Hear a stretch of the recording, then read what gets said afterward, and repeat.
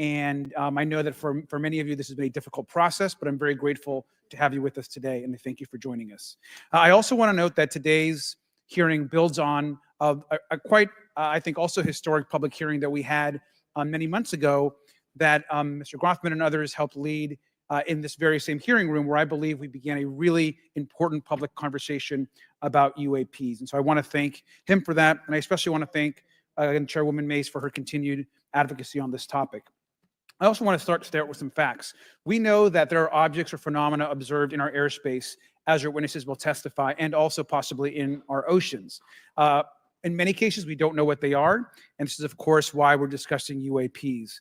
Now, the All-Domain Anomaly Resolution Office, AARO, has reported hundreds of UAPs that remain, quote, uncharacterized and unattributed, and which, quote, appear to have demonstrated unusual flight characteristics or performance capabilities and require further analysis. This is our own AARO office. Now, we shouldn't prejudge what they might be. I'm certainly not going to. We need evidence. But what we are detecting things, and we know that we don't understand them, and this is worth investigating. Now, the American people have legitimate questions, and I believe it's critical that Congress should help address them.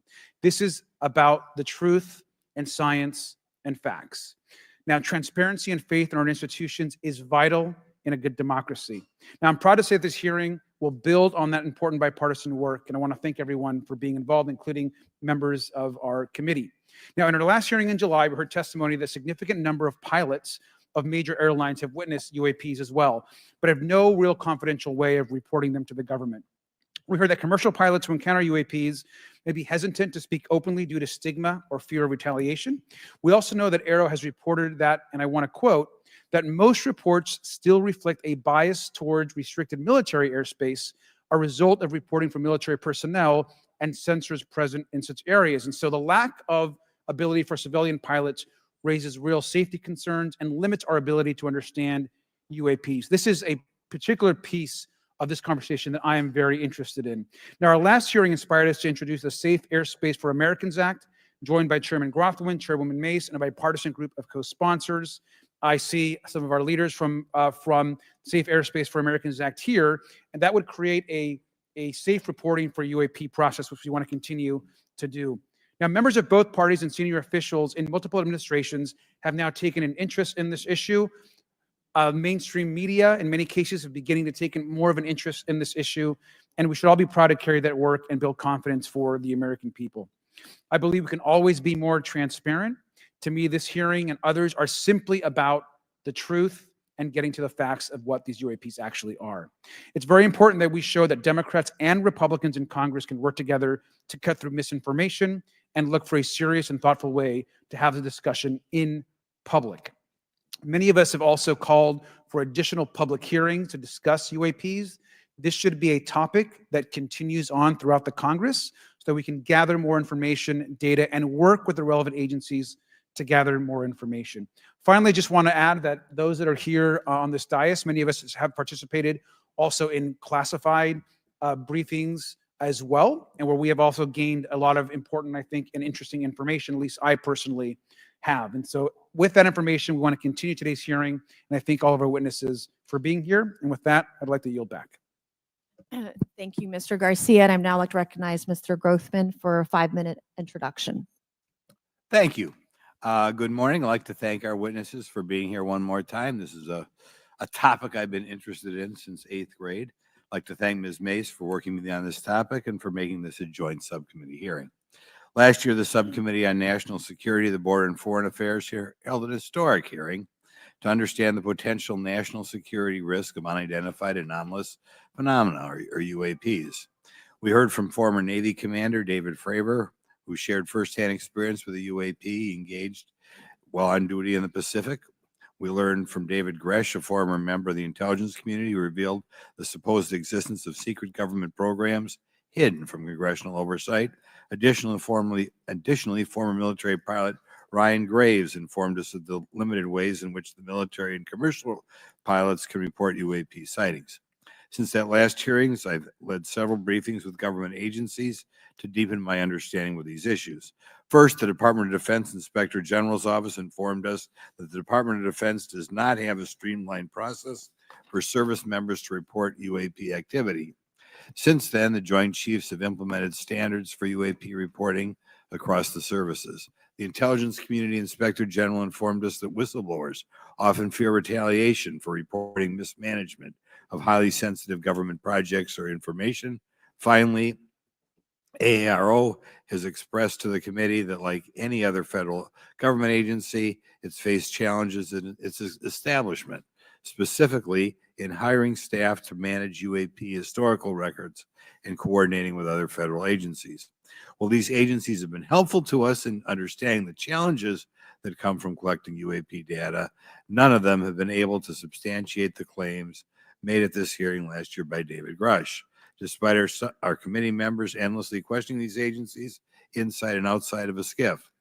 I hope our witnesses today will be able to provide evidence and content that is worthwhile to our pursuits of eliminating government waste and increasing transparency.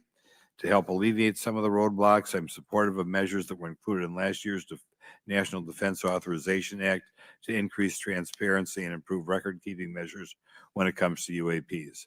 But I believe there's still more work to go. I co-led the Safe Airspace for Americans Act with Ranking Member Garcia, which requires the Federal Aviation Administration to develop procedures to collect UAP data from civilian aviators. I look forward to working with members of Congress to see that this legislation and other UAP legislation crosses the finish line. I'm deeply alarmed by the reporting of the massive drone swarm that flew over Langley Air Force Base in Virginia last December. Langley is the home of the 1st Fighter Wing, which maintains half of the F-22s in the U.S. Air Force inventory. Reports of this incident indicate these drones were roughly 20 feet long, flying more than 100 miles an hour at an altitude of over 3,000 feet. Yet the origin of these drones and their operators remains a mystery. This incident and other sightings near sensitive military installations highlights the complexity of the UAP challenge facing our intelligence, defense, and homeland security committees. Whether these phenomena are the result of foreign adversaries developing advanced technologies or something else entirely, we must take them seriously, investigate them thoroughly, and assess their implications on national defense. The repeated UAP sightings around sensitive military sites underscores the need for innovative defensive strategies beyond traditional measures. They also highlight the urgent need for updated policies to address emerging threats, as well as more effective interagency cooperation and intelligence sharing. However, none of this is going to be possible without transparency. For far too long, critical information about UAPs has been either classified or ignored, leaving the American public and key congressmen without clarity needed to make informed decisions. Declassifying reports and fostering a more open dialogue about UAPs will not only increase the public trust, but also encourage collaboration between government, the scientific community, and our allies. Quite frankly, there's been things that have been kept secret that is, I think, old enough that there is no reason it shouldn't be released, regardless of any so-called, private information. A transparent approach will allow us to share insights, identify patterns, and develop new strategic defenses. As we continue to investigate these phenomena, we must do so with a mindset of protecting our country, advancing scientific discovery, and upholding the trust of the American people, who right now I don't think have trust. And it's just obvious. I don't have trust. We cannot shy away from the unknown, especially when the stakes are so high. I look forward to discussing these matters with the witnesses today. I'm hopeful we can learn from the testimony and come out of this hearing with actionable ideas to advance UAP transparency. Actually, the idea is just to say, in my mind, go back 15 years and everything has to be released. I'm hopeful that we can learn from their testimony and come out of this hearing. And with that, I yield back. Thank you. I'll now recognize Mr. Moskowitz for a 5-minute introduction. Thank you, Chairwoman. Good morning, everyone. I first want to thank the chairs and ranking members for holding the hearing today on this topic and again having a second hearing. I want to thank the witnesses for coming forward today to share your expertise on UAPs and the need to build trust through transparency. But first, I want to mention, you might be wondering why Chairman Comer has allowed me to be a ranking member today, but it's really only because our dear friend, Jerry Connolly, is not here. As Chairwoman Mace mentioned, he was diagnosed with esophageal cancer, and all of us on this committee know Jerry, and he's a fighter, and we're praying for him and hoping for his speedy recovery. So today's hearing marks this committee's second meeting dedicated to UAP transparency. I was pleased, as I know all of us are, on the bipartisanship that existed in last year's hearing, and even though we can't talk about what happens in the classified settings, the bipartisanship that has existed in those settings with the questions members have asked. Last year's hearing was a great example of open dialogue about UAPs, and we must remain committed to sharing information with the American people. And I think you see that commitment based on the people here and the commitment across the political spectrum. I personally have worked with multiple members of this committee, but I want to particularly thank Congressman Burchett, Mace, Luna, and Garcia for working on bipartisan pieces of legislation. In recent years, Congress has taken numerous bipartisan steps towards greater transparency. In 2022, in the NDAA, we created the All-Domain Anomaly Resolution Office to investigate unidentified flying objects. Following Aero, along with ODNI, released an unclassified report on UAP sightings. Of the 366 sightings included in the report, 171 remain uncharacterized, with some of these appearing to have demonstrated unusual flight characteristics or performance capabilities. That's a nice way of saying we don't want to tell you what they are. In March, Aero revealed a report on the historical record of U.S. government involvement with UAPs, which covered investigatory efforts going back from 1945 to the present day. Earlier this year, I joined Congressman Burchett to introduce the UAP Transparency Act, which would require the declassification of all documents related to UAPs with many other members of this committee. In fiscal year 2024, the NDAA required the National Archives and Records Administration to establish the Unidentified Anonymous Phenomena Records Collection. This collection will include digital copies of all unidentified UAP records that can be publicly disclosed. This commitment in transparency is vitally important, and unnecessary overclassification has led to a void of information, which has allowed theories over the decades to foster. When the American people and members of Congress ask, are reports of UAPs credible, we're met with stonewalling. We're met with responses of, I can't tell you. And in fact, we're met with people not wanting us to have hearings. We're met with people not wanting us to ask you questions. In fact, many of us were told not to ask some of you certain questions on certain topics. In a time of heightened distrust of our government institutions, I believe more transparency is not only needed, but is possible. And obviously, we can respect national security limits, but we also have to provide our constituents with the information and oversight that they have tasked us for. As part of this, government agencies must maintain open lines of communication with members of Congress. And there are regular questions that Americans have. What are UAPs? Are they real? Are they ours? How has this technology been developed? How do they get funded? Right? And now we've seen this has gone from a long time ago where you could discredit people because it's some guy living in a Winnebago. You're able to see people now, these are pilots, these are military, these are folks with serious backgrounds. This has changed the face of this because now we have video. People will have questions. We know there are advanced technology programs. Almost 15 years ago, one of those came out of Area 51 to go after Osama bin Laden. And the only reason we know about that is because one of those helicopters was downed. Americans have questions about whistleblowers who have come forward to talk about retribution. And so I want to thank everyone for being involved today on trying to get more transparency. This has been bipartisan, bicameral.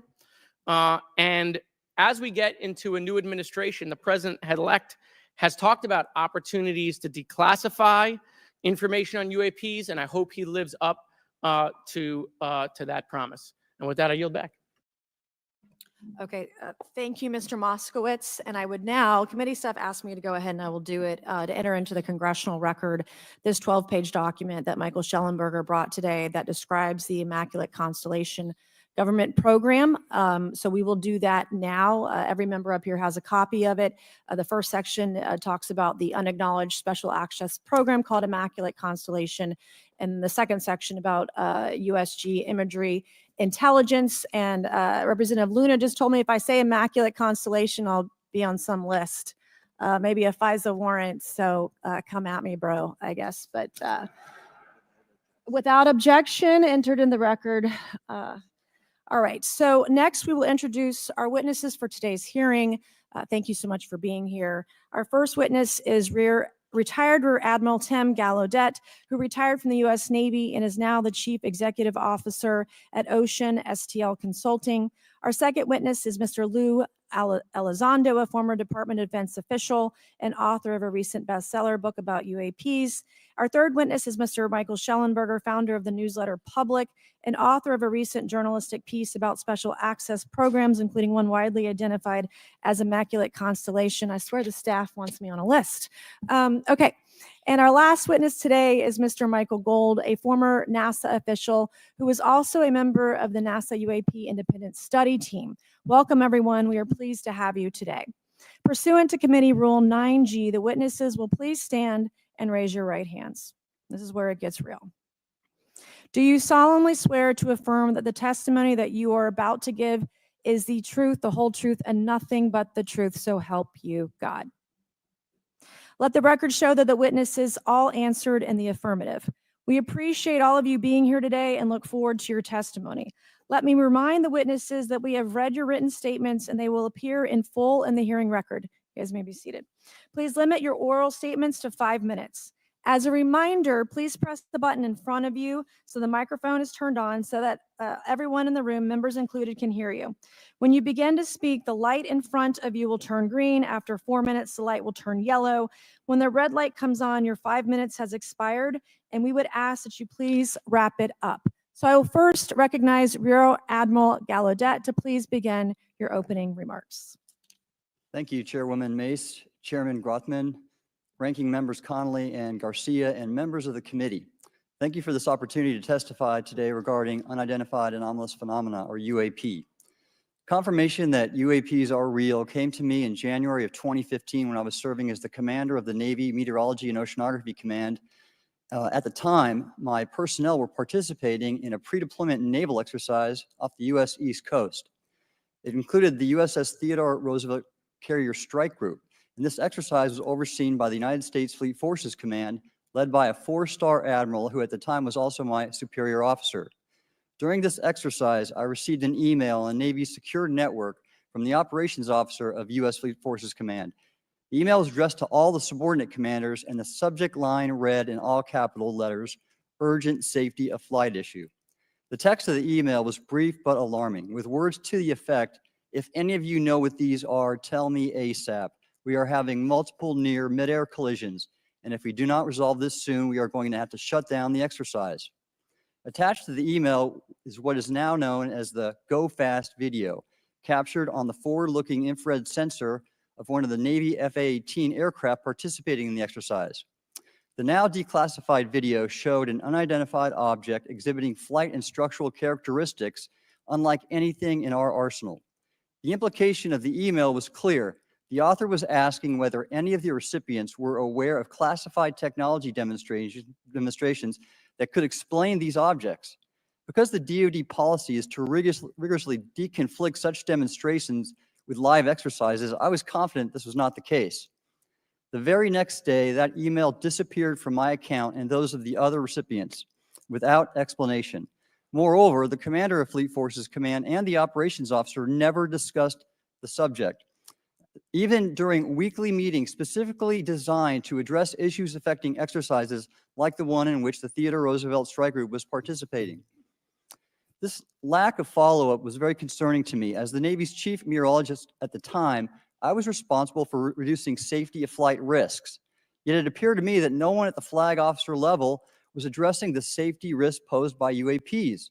Instead, pilots were left to mitigate these threats on their own without guidance or support. I concluded that the UAP information must have been classified within a special access program managed by an intelligence agency. That is a compartmented program that even senior officials, including myself, were not read into. Last year's UAP hearing before this oversight committee confirmed that UAP-related information is being withheld from senior officials and members of Congress. And just this week, I learned from former DoD official Chris Mellon that satellite imagery of UAP from a few years ago still has not been shared with Congress. Equally concerning, last year's UAP hearing also revealed that elements of the government are engaged in a disinformation campaign to include personal attacks designed to discredit UAP whistleblowers.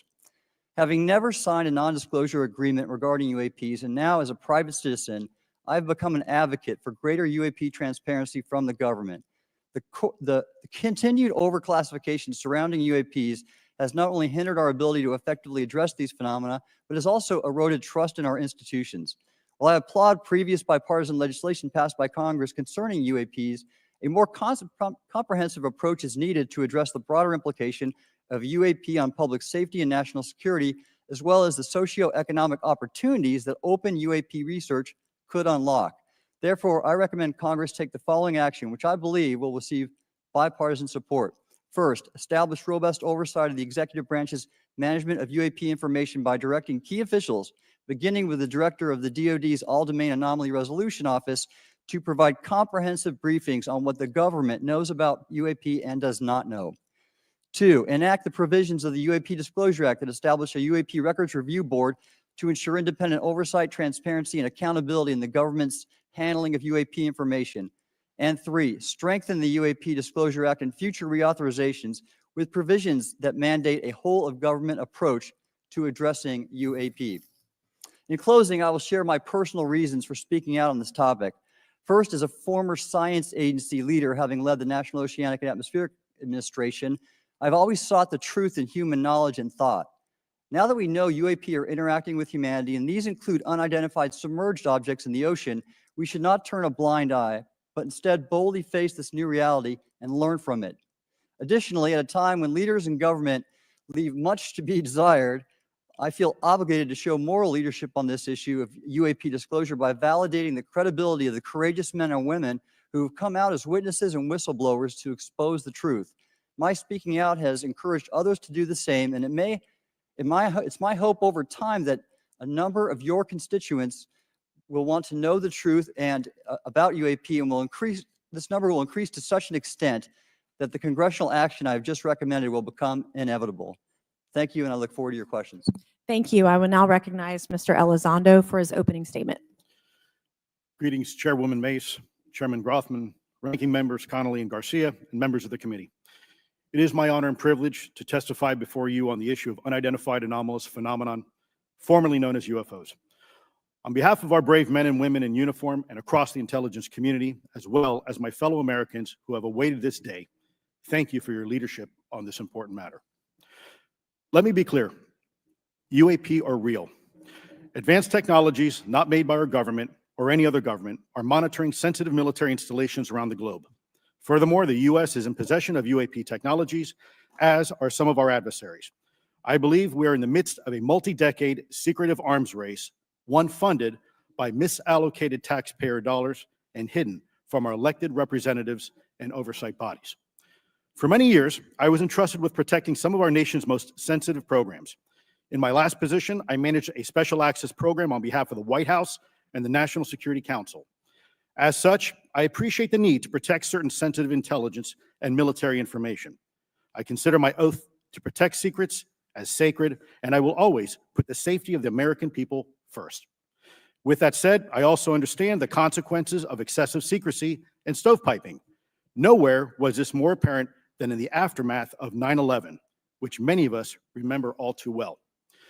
I believe that America's greatness depends on three elements: A, a watchful Congress; B, a responsive executive branch; and C, an informed public. Over the last decade and a half, I learned that certain UAP programs were and are operating without any of these elements. Although much of my government work on the UAP subject still remains classified, excessive secrecy has led to grave misdeeds against loyal civil servants, military personnel, and the public, all to hide the fact that we are not alone in the cosmos. A small cadre within our own government involved in the UAP topic has created a culture of suppression and intimidation that I've personally been victim to, along with many of my former colleagues. This includes unwarranted criminal investigations, harassment, and efforts to destroy one's credibility. Most Americans would be shocked to learn that the Pentagon's very own Public Affairs Office openly employs a professional psychological operations officer as the singular point of contact for any UAP-related inquiries from citizens and the media. This is unacceptable. Many of my former colleagues and I have provided classified testimony to both the Department of Defense and the Intelligence Community Inspector General, and many of us have subsequently been targeted by this cabal with threats to our careers, our security clearances, and even our lives. This is not hyperbole, but a genuine fact, and this is wrong. To fix these problems, I propose 3 principal actions. First, Congress and the President should create a single point of contact responsible for a whole-of-government approach to the UAP issue. Currently, the White House, CIA, NASA, the Pentagon, Department of Energy, and others play a role, but no one seems to be in charge, leading to unchecked power and corruption.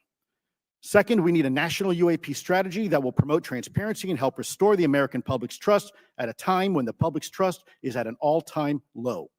This strategy should include a whole-of-government approach, including the academic and scientific communities, the private sector, and our international partners and allies. Third, Congress should create a protected environment so whistleblowers desperate to do the right thing can come forward without fear. As it currently stands, these whistleblowers suffer because of stigma, a code of silence, and concerns about retaliation. These whistleblowers should be encouraged to come forward in ways that protect them against any forms of retaliation. Policies and procedures should ensure that protection, and for those who refuse to cooperate, it is up to the members of this committee and the other lawmakers to wield their subpoena power against hostile witnesses and prevent additional government funding to those UAP efforts that remain hidden from congressional oversight. In closing, we as Americans have never been afraid of a challenge. In fact, we thrive on them, whether it's eradicating polio or going to the moon. We don't run from a challenge, we take it head on. To the incoming administration and Congress, I say to you, we need immediate public transparency, and this hearing is an important step on that journey. If we approach the UAP topic in the same way as we as Americans have met other challenges, we can restore our faith in our government institutions. Together, we can usher in a new era of accountable government and scientific discovery. I believe that we as Americans can handle the truth, and I also believe the world deserves the truth. Thank you, esteemed members of Congress, for your time today. It is profoundly appreciated by many. Thank you. I ask unanimous consent for Representatives Ogles of Tennessee and Boebert of Colorado to be waived onto the subcommittee for today's joint subcommittee hearing for the purpose of asking questions. Without objection, so ordered. I would now like to recognize Mr. Shellenberger for his introductory remarks. Chairwoman Mace, Chairman Grothman, Ranking Member Connolly, Ranking Member Garcia, members of the subcommittees, thank you for inviting my testimony. One of Congress's most important responsibilities is oversight of the executive branch in general and the military and intelligence community in particular. Unfortunately, there is a growing body of evidence that the U.S. government is not being transparent about what it knows about unidentified anomalous phenomena, and that elements within the military and the IC are in violation of their constitutional duty to notify Congress of their operations. President-elect Donald Trump and former President Barack Obama have both said that the government has information about UAPs that it has not released. There are other explanations for UAPs than that they represent a new form of life or non-human life. Current dominant alternative theories, including those put forward by AARO, are that UAPs are some kind of natural phenomena we don't yet understand, like ball lightning or plasma. They could also be part of some new U.S. or foreign government weapons programs, such as drones, aircraft, balloons, CGI, hoaxes, or birds. Whatever UAPs are, Congress must be informed, as must the people of the United States. We have a right to know what UAPs are, no matter what they are. However, we now have existing and former U.S. government officials who have told Congress that AARO and the Pentagon have broken the law by not revealing a significant body of information about UAPs, including military intelligence databases that have evidence of their existence as physical craft. One of those individuals is a current or former U.S. government official acting as a UAP whistleblower. This person has written a report This is the report that says the executive branch has been managing UAP NHI issues without congressional knowledge, oversight, or authorization for some time, quite possibly decades. Furthermore, these individuals have revealed the name of an active and highly secretive DoD unacknowledged special access program, or USAP. The source of that document told me that the USAP is a strategic intelligence program that is part of the U.S. military family of longstanding, highly sensitive programs dealing with various aspects of the UAP problem. The new UAP whistleblower claims that the U.S. military and IC database includes videos and images taken using infrared, forward-looking infrared, full motion video, and still photography. The report that was just shared with Congress says Immaculate Constellation serves as a central or parent USAP that consolidates observations of UAPs by both tasked and untasked collection platforms. Immaculate Constellation includes high-quality imagery intelligence and measurement and signature intelligence of UAPs, the whistleblower's report adds. The sources of this intelligence are a blend of directed and incidental collection capabilities, positioned in low Earth orbit, the upper atmosphere, as well as military and civilian aviation altitudes and maritime environments. The report to Congress details in detail various UAPs, including spheres, orbs, disks, saucers, ovals, triangles, boomerang, arrowhead, and irregular organic. The report describes various incidents found in the human intelligence databases. One involved orbs surrounding and forcing an F-22 out of its patrol area. In another incident, the crew of a Navy aircraft carrier watched a small orange-red sphere rapidly descend from a high altitude of 100 to 200 yards directly above the flight deck of the CVN, or aircraft carrier.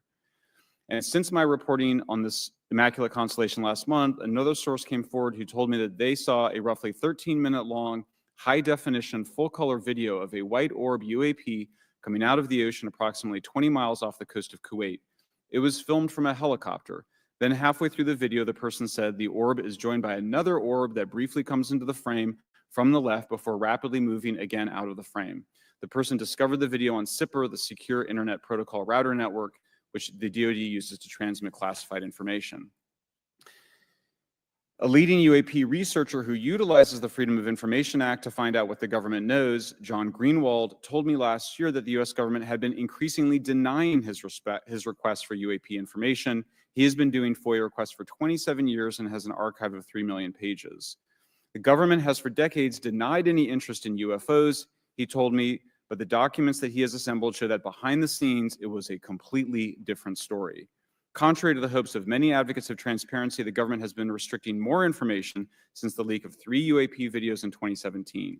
The DoD organization AARO has been labeling many documents with a B7 exemption, which Greenwald says does not make any sense. They're stating that anything AARO does is involved in law enforcement investigation, which allows AARO to not release it.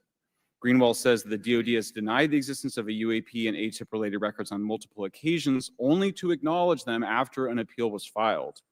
He added that the Naval Air Systems Command in March 2022 stated they found no additional UAP videos. It seemed strange that they had 3 and only those 3, but other requests had been filed by the Black Vault, that's John Greenwald's group, to seek out more places UAPs might be hiding. Then in September 2022, the Navy admitted that the UAP-related videos and photographs existed, but denied the request in full for their release, saying that the requested videos contain sensitive information that are classified and exempt from disclosure. The DoD will deny things on a Monday and then admit to it on a Friday, said Greenwald. He said the government can and does release videos that protect secret methods of capturing it. They fall back on the sensitive platform excuse a lot, he said. However, the on-screen information can be blurred and scrubbed. The metadata can be removed. I'll show you this example here. This is a presentation from the UATP task force.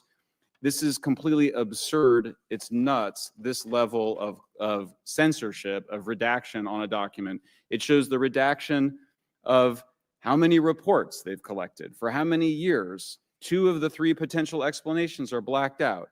The Pentagon, the intelligence community is treating us like children. It's time for us to know the truth about this. I think that we can handle it. Thank you very much. Thank you. I would now like to recognize Mr. Gold for 5 minutes. Thank you, Chairwoman Mace, Chairman Groverthman, Ranking Members Connolly and Garcia, Representative Moskowitz, and distinguished members of both subcommittees. I'm grateful to all of you, as well as your intrepid staff, for the opportunity to testify, and would like to begin by discussing courage. Courage is what it takes to tackle this topic, and courage in the face of adversity is what I see in front of me beside me, and behind me. Per my introduction, I am currently the Chief Growth Officer at Redwire Space and have had several leadership positions at NASA. That being said, I want to be clear that I am speaking exclusively on my own behalf and not for Redwire, NASA, or any other organization. However, I am here today to speak out for science. Science requires data, which should be collected without bias or prejudice. Yet, whenever the topic of UAP arises, those who wish to explore the phenomena are often confronted with resistance and ridicule. For example, members of the NASA UAP independent study team, particularly those in academia, were mocked and even threatened for simply having the temerity to engage in the study of UAP. Our best tool for unlocking the mystery of UAP is science, but we cannot conduct a proper inquiry if the stigma is so overwhelming that just daring to be part of a NASA research team elicits such a vitriolic response. Therefore, one of the most important actions that can be taken relative to exposing the truth of UAP is to combat the stigma. And this is where I believe that NASA can be eminently helpful. The NASA brand is synonymous with hope, optimism, and credibility. If you were to take a walk down the National Mall, you would immediately see the NASA logo on t-shirts, hats, and bumper stickers. Few federal agencies enjoy this kind of popularity. I've never seen anyone wearing an Office of Personnel Management t-shirt, which is why NASA could play such an influential role.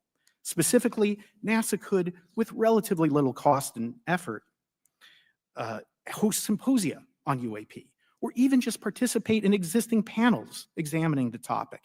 NASA personnel stepping forward and participating in such discussions would make a powerful statement to the scientific community that UAP should be taken seriously and researched accordingly.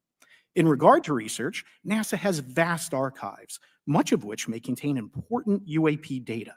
Again, for relatively little cost and effort, NASA could create an AI or ML algorithm that could search the agency's archives for anomalous phenomena. I suspect that such an effort would not only result in information that will help us to understand UAP, but could result in data that will assist in other areas of scientific inquiry, such as anomalous weather or meteorite activity. Beyond its existing archives, NASA could act as a clearinghouse for civilian and commercial UAP data. During my work on the UAP independent study team, it quickly became evident that there is no clear or well-publicized process for civilian pilots to report UAP sightings. The stigma associated with UAP hampers the number of pilots that would report such phenomena, but even for those who overcome the stigma, I believe the current FAA guidance is largely unknown and poorly understood. In order to effectively collect UAP data, the independent study team recommended the use of NASA's Aviation Safety Reporting System, or ASRS. This system, which is administered by NASA and funded by the FAA, provides a confidential means for the reporting of safety violations in a voluntary and non-punitive manner. Over 47 years, the ASRS has collected nearly 2 million reports. ASRS is the perfect tool to collect UAP data, which could then be collated by NASA and shared with the public at large. Leveraging ASRS could create a treasure trove of UAP data, potentially hundreds of thousands of reports, supporting this hearing's goal of exposing the truth. And I'm grateful to our two co-chairs and other members who have already incorporated this idea into proposed legislation. At this hearing, and as others have demonstrated, the UAP issue is justifiably dominated by national security and defense. However, I would urge the subcommittees to keep in mind the numerous ways that NASA and the FAA, as well as commercial activities in the air, in space, and in the water, can generate a massive amount of invaluable data on anomalous phenomena. I cannot help but be excited by the potential for such an endeavor, since scientific discovery is driven by anomalies. It's the existence and study of anomalies that led to the theory of relativity, quantum mechanics, and nearly all of humanity's scientific breakthroughs. This is why the study of UAPs should be embraced, since whatever is occurring, the chance to garner new knowledge should never be ignored. We must be thorough in collecting information, fearless in making conclusions, and open to following the data, no matter how mundane or extraordinary the results may be. I began this testimony by praising the Joint Subcommittee members for their courage, and I will end by echoing that sentiment. As the saying goes, the truth is out there. We just need to be bold enough and brave enough to face it. Thank you. Thank you. Thank you all. I will now recognize myself for 5 minutes of questioning. I have a lot of questions and I have a lot of witnesses. So I would just ask if it's yes or no to please just tell me yes or no. If it requires more than that, be very succinct because I would like to go down the line and ask as many questions as possible. So for the Admiral this morning first, former DoD official Chris Mellon reached out to you about satellite imagery from 2017 that depicts a UAP. What were the dates in 2017 when this occurred? I can't share with you the details, ma'am, but I can do it in a closed setting, and I can also tell you the agency that wrote a report on it. Okay, so who has the imagery? I can tell you that in a closed setting. Can you describe what was depicted in the satellite imagery? Just a description. It was a UAP, ma'am. That's it? No other description? The term that the analysts used, they called it the button. It was a disc-shaped object. Okay, where was it? I can't tell you that, ma'am. Okay. All right. Okay, Mr. Elizondo, you state in your testimony that, quote, advanced technologies not by our government or any other government are monitoring sensitive military installations around the globe, end quote. If these technologies are not made by any government, who's making them? Private companies, or are you implying they are crafted by a non-human intelligence? Well, ma'am, that's precisely why we're here. The problem is that temporally speaking, over decades, not just the last 10 years, to put this in perspective, when Are these private companies you're implying, or is this non-human intelligence? it may be both. Okay. When it comes to Blue Force Technologies, I would not be able to discuss. it, Okay. ma'am, Are you read into secret UAP crash retrieval programs? We would have to have a conversation in a closed session, ma'am. I signed documentation 3 years ago that restricts my ability to discuss specifically crash retrievals. I submitted for my book through the DOPSR process, which took a year for it to be reviewed. And what is in the book is what I was told I'm allowed to talk about. Has the government conducted secret UAP crash retrieval programs? Yes or no? Yes, Okay. Were they designed to identify and reverse engineer alien craft? Yes or no? yes. Does the U.S. government have any reverse? Okay, we've already answered that question about retrieval programs. Do any U.S. contractors have the same? I would prefer to address that in a closed session, ma'am. Okay. In your book, you mentioned government employees who've been injured by UAPs, placed on leave, and receiving government compensation for their injuries. Is that correct? That is correct. How can the government deny we have recovered craft if they're paying people because they've been injured by recovered craft? Ma'am, that's a great question. That's why I think we're here again, because I've seen the documentation by the U.S. government for several of these individuals who have sustained injuries as a result of a UAP incident. It's a crazy idea, right? The hypocrisy and the logic. Okay, Mr. Shellenberger, I'm going to say it again to be very clear. Immaculate Constellation. What's its mission and how are they funded? Its mission is to, as I stated, its mission is to, it's an unacknowledged special access program. Its mission is to document UAPs. Okay, and do you, for your story and your report, do you have more than one credible source? I do. Sourcing, okay. I do. And then why do you believe your sources to be credible? How do you judge the veracity of the documentation you've been provided about this program? I checked the sources and they are who they say they are. They are current or former government officials. I wanted to also add that I did not specify that they were Defense Department employees. I didn't specify the agency nor the gender. Would they have included non-government employees, people that aren't employed by the government? These are, I'm comfortable saying that these are government or previously government employees. Any of them currently employed by a private contractor or private contractors? I'd rather not say. Okay. What's the key takeaway, just a few seconds, about the Immaculate Constellation document you provided us today? I think that what the American people need to know is that the U.S. military and intelligence community are sitting on a huge amount of visual and other information, still photos, video photos, other sensor information, and they have for a very long time. And it's not those fuzzy photos and videos that we've been given. There's very clear High res. images, high resolution. How many visuals, graphics, videos, photos? I mean, I've been told hundreds, maybe thousands. I mean, I also wanted to say, because there was some conversation around concern around the revealing of these materials, revealing the source collections, but some of these are shot from helicopters using normal videos of oceans. I just think that's absurd that somehow you're going to be revealing some secret U.S. technology by revealing that you've photographed orbs off the coast of Kuwait. Okay, thank you. I have 8 seconds. Mr. Gold, did the NASA independent study team get briefed on what you call OSAP? Very quickly. I flagged the Advanced Aerospace Weapon System Application Program to our chair and our DFO. We did not get briefed, but I believe it is definitely worth looking into. That was probably the largest UAP review effort ever, and I think Okay. produced a lot of interest data, including revealing limits. I don't know if my fellow witness Lou might want to, he did yeoman's work on it, might want to comment. Okay.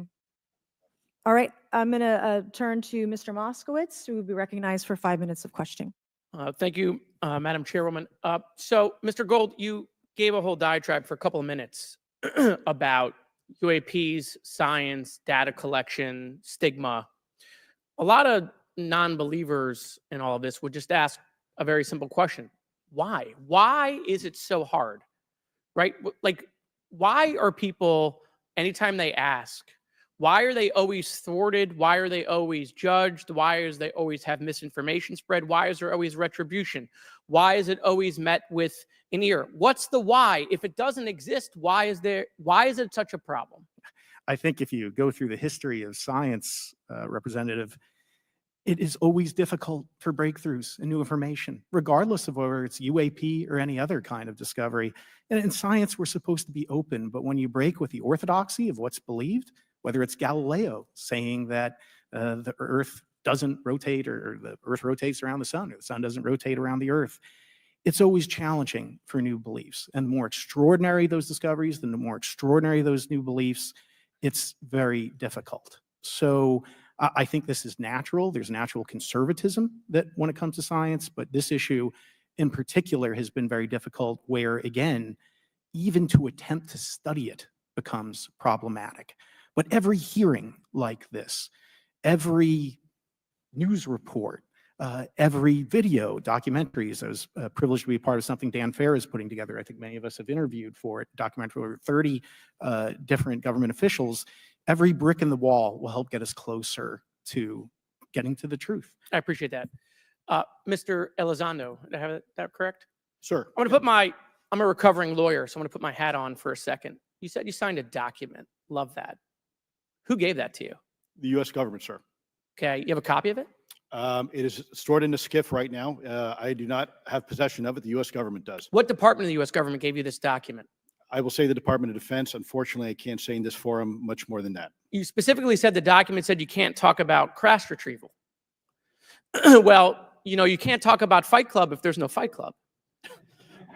Correct. Okay, I'm just making an observation. Yes, sir. So that document that you signed, that you said exists, specifically said you can't talk about crash retrieval. Correct, sir. It was a limitation on because already I'd been speaking publicly about the topic.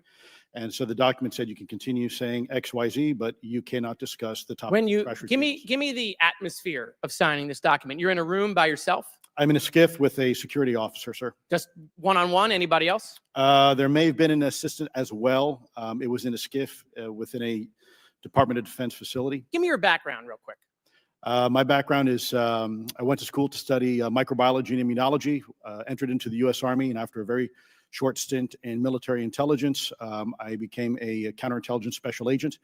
As a civilian, later on I became a special agent in charge, running investigations in counterterrorism and counterespionage primarily, with some experience in counterinsurgency and counter-narcotics. And then in 2009 timeframe, when I came back to the Pentagon after a tour with the Director of National Intelligence, I quickly became part of a program that was originally called OSAP that evolved into the program now called ATIP, which is where those videos that we now see, the Go Fast, the Gimbal, the FLIR, that was part of our effort, sir. Right. So you're not some conspiracy theorist. You actually have a legitimate background. Well, sir, I'm certainly not a conspiracy theorist. I'm fact-based, just a fact. So when you're in this room, I want to paint the picture for everybody. You're in this room, you're by yourself, you're in a SCIF, you're handed a document. How long is the document? It's about a page front and back. So basically you have some things they call trigraphs, which I cannot, again, talk to. How long were you given to sign the document? As long as I needed, sir. And what if you didn't sign it? Well, I suspect there'd be repercussions. I wouldn't have access to certain information. Were you allowed to ask a lawyer, or weren't allowed to ask for a lawyer to review the document? It wasn't an option, but they may probably wouldn't have allowed me to, because the document itself was pretty explicit about you have to be, wait, putting me in an interest. Let me try to thread the needle here. There are certain documents that we have in the U.S. government that allow people to have access to certain programs, whether it's a special, and I'm going to be very generic here, whether it's a special access program or a controlled access program, SAP, CAP, whatnot. How many people have to sign that document? It depends how many people are going to get access to the information, sir. Okay. Last question. Doctor, real quick, can you tell us about the Omaha incident in greater detail? I've read your background, right? Some people would label you as a member of the deep state, since you worked in government for a long period of time. But can you tell us more about that incident? You've written a lot about that. I wrote a lot about incidents like it, Congressman, but that specific incident involved the USS Omaha, littoral combat ship of the U.S. Navy operating off Southern California. I don't remember the exact date. It was within the last decade. And what the watchstanders on the bridge observed was a UAP, again, something that was aloft but had no observable exhaust or control surfaces. So it was something that couldn't be explained. And then they saw it enter the water from the atmosphere and going through the air-sea interface. And so thus exhibiting transmedium travel. Thank you. I yield back. Thank you. I'll now recognize Mr. Groverthman for 5 minutes of questioning. Yeah, we'll start with Mr. Gallaudet. During a previous UAP hearing, Navy Commander David Fravor discussed the TikTok object engaged in 2004. You familiar with the incident, the TikTok incident? Yes, sir. That's almost 20 years ago, right? Yes, sir. It's been said there are more videos, documents, and reports related to this incident. Do you believe the information regarding the TikTok incident should be available to all members of Congress? And in your expertise, what reason would the Department of Defense possibly have for not releasing information that's over 20 years old? Thank you, Congressman. I don't think there's any good reason to withhold information and important data, especially of national security concern from Congress. What would they say?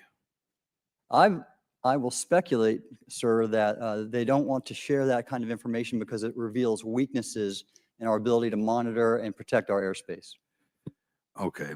In your written testimony, you claim last year's UAP hearing before this oversight committee confirmed that UAP-related information is, well, it's not only being withheld, but that elements of the government are engaging in a disinformation campaign to include personal attacks designed to discredit UAP whistleblowers. Could you elaborate on that statement a little? Yes, sir. Earlier this year, I met with the DoD's All-Domain Anomaly Resolution Office, and what I thought would be a 90-minute meeting just to meet with leadership turned out to be an hours-long influence operation on me, where they attempted to convince me of the validity of the very flawed and error-ridden historical records report. In addition, they tried to have me question very valid UAP reports like the Tic Tac incident, and even coming to stating possibly that the Tic Tac was American technology. And then, of course, if you ask David Fravor or Alex Dietrich, the two witnesses, they were convinced it was otherwise. And then, and they also cast discredit on various UAP whistleblowers and witnesses to question their validity and credibility as witnesses. Okay. We'll go to Mr. Elizondo. Hope I got that right, or not at least Close not enough, that sir. wrong. You're familiar with the recent drone incursion over Langley Air Force Base? Yes, sir. The owners of these drones remain unclear. The U.S. military has not been able to give us in Congress an answer. Given your experience with the Department of Defense and the intelligence community, how frequently are UAP sightings over military installations? And secondly, I suppose hypothetically, you could have incursions over just, say, regular airports. Is it obvious these incursions are more likely over military facilities than just a random airport out there? Yes, sir. There's definitely enough data to suggest that there is certainly some sort of relationship between sensitive U.S. military installations, also some of our nuclear equities, and also some of our Department of Energy sites. There is a long historical record that some of your colleagues may have, documentation that demonstrates this. This is not a new trend. This has been going on for decades, and that information has been obfuscated unfortunately, from folks like you in this committee. And I think that's problematic because ultimately, at the end of the day, we have a significant situation here. We have something that can enter into U.S. airspace completely with no attribution. And how long has this been going on? Sir, decades. And there's information that will hopefully be entered into the Can you record. think of any possible reason why they can't release any information they have on something, say, 15 or 20 years old? Sir, if I could echo my colleague here, Admiral Gallaudet, I think one of the big issues that we have in the intelligence community, Department of Defense, is we don't want to broadcast any potential vulnerabilities or weaknesses in our national defense systems or our intelligence collection platforms. Therefore, when you have a conversation where you address a problem for which there is no solution, it makes that a very uncomfortable conversation to have. Okay, we'll switch to Mr. Shellenberger. The primary reason you're here today is because you published an article on the news publication that you own called Public, right? Alleging that a new unnamed government whistleblower has come forward asserting that a highly classified program exists dedicated to recovery and reverse engineering of UAP technologies. Can you give us what specific evidence you have or that your source provided you to substantiate the claims about the existence of the Immaculate Constellation program?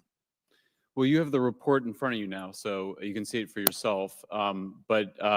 I checked the report and I did not find it based on existing cases. It was new cases for me. I hadn't found anybody. So that answered for me that it was not obviously circular reporting, which is one of the big concerns in this space. I also had the name of the program confirmed by more than one additional source. So yeah, and then of course I checked to make sure that the source was who they claimed to be. Okay. I should also say that when I said before it was this database, it is a much broader program than that. It also includes human intelligence, and then, as you mentioned, the retrieval and the reversal. Any knowledge of what country these things originated in? No, I have no idea. Okay. Okay, I will now recognize Mr. Burchett for 5 minutes of questions. Thank you, Chair Lady. I request unanimous consent to enter into the record documents provided to us regarding legacy UAP programs and psychological operations. Lou Elizondo. So ordered. I also want to thank my buddy Jeremy Corbell for providing us documents and access to some whistleblowers.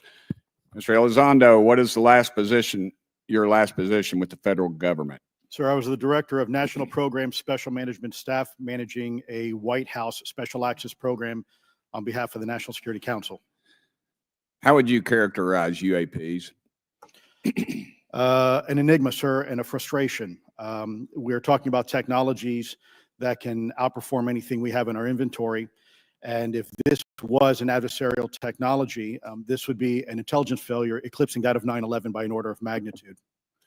Are there classified Department of Defense materials related to UAPs that you believe could be safely disclosed to the public without compromising national security? Yes, sir, I do. I would never, ever try to endorse providing some sort of information that could compromise what we call a blue force technology or capability.